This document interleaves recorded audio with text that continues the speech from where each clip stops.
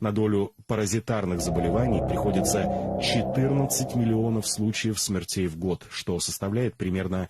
25% от общемирового показателя смертности.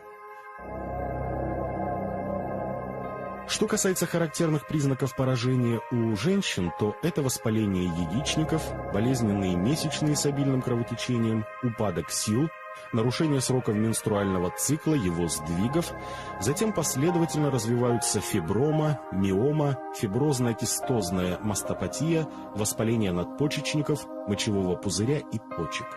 Признаки наличия паразитов у мужчин – это простатит, импотенция и далее аденома, цистит, песок и камни в почках, в мочевом пузыре. К общим признакам можно отнести такие факторы, как проблемная кожа, повышенное количество веснушек, различные пятна на коже, головные боли, ранние морщины на лице, трещины на пятках, пузыре. К общим признакам можно отнести такие факторы, как проблемная кожа, повышенное количество веснушек, различные пятна на коже, головные боли, ранние морщины на лице, трещины на пятках, отслоение и ломка ногтей, скрежет зубами по ночам, нарушение сна, различные иммунные нарушения, частые простуды, бронхиальная астма, запоры, понос, газы и вздутие, боли в суставах и мышцах, аллергия, анемия, ухудшение аппетита,